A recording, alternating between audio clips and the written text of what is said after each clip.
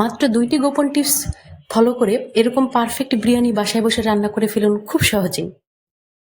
Hello everyone, আসসালামু আলাইকুম। আজকে আমি আপনাদের মাঝে হাজির হয়েছি একটি বিরিয়ানি রেসিপি নিয়ে। আর এটা একবার বানিয়ে খেলে বারবারই খেতে মন চাইবে। তো আপনাদের সাথে এখন শেয়ার করছি আমি এই বিরিয়ানিটা কিভাবে রান্না করেছি। আমি একটি প্যানে 1.5 কেজি গরুর মাংস ধুয়ে নিয়েছি।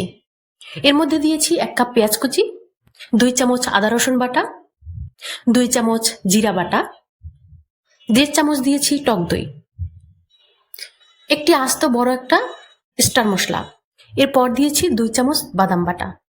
আমি রাঁধুনি প্যাকেট বিরিয়ানি মশলাটা নিয়েছি, আমি এখানে অর্ধেকটা দিয়ে দিব আর বাকি অর্ধেকটা আমি পরে দিয়ে দিব।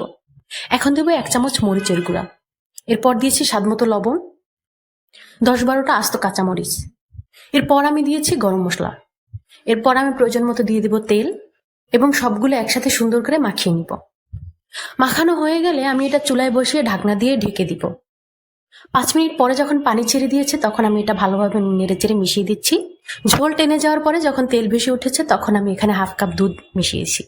আমি এখন মাংসটাকে আরো কিছুক্ষণ রান্না করব, অপেক্ষা করব যতক্ষণ তেল ছেড়ে না দেয়। যখন মাংস থেকে এরকম তেলটা আলাদা হয়ে যাবে তখন আমি এটাকে নামিয়ে ফেলবো। এটা হয়ে গেছে। আমি আগে থেকে 1 কেজি পোলাওর চাল ধুয়ে আলাদাভাবে পানি ঝরিয়ে নিয়েছি। এখন একটা পাতিলে পোলাও রান্না করার জন্য তেল দিয়েছি আর আমি এর মধ্যে দিয়েছি 1 চামচ ঘি। পোলাওটা রান্না করার জন্য আমি নিয়েছি 1/2 কাপ পেঁয়াজ। এখন আমি এটাকে ব্রাউন কালার আসার আগ পর্যন্ত ভেজে নিব। যখন এরকম কালার আসবে তখন আমি এর মধ্যে পোলাওর চালটা দিয়ে দিব।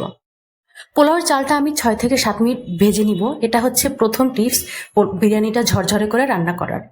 এখন আমি এর মধ্যে পানি মিশিয়ে নিব। আমি যে পরিমাণ পোলাওর চাল নিয়েছি তার দ্বিগুণ পানি দিয়েছি। আর দিয়ে দিব যে আমি বাকি মশলাটা রেখেছিলাম সেটা। এখন দিচ্ছি 1 চামচ চিনি। এটা হচ্ছে 2য় নাম্বার টিপস বিরিয়ানি ঝরঝরে করে রান্না করার। পোলাওটা যখন দেখতে এরকম হবে তখন আমি এর মধ্যে রান্না করে রাখা মাংসটা দিয়ে দিব। ভালোভাবে নেড়েচেড়ে মিশিয়ে আমি দিয়েছি কিছু কিশমিশ। এরপর দেখেন আমার বিরিয়ানিটা কতটা পারফেক্ট হয়েছে রান্না। আমার টিপস ফলো করে অবশ্যই একবার রান্না করে দেখবেন। সবাইকে ধন্যবাদ। আল্লাহ হাফেজ।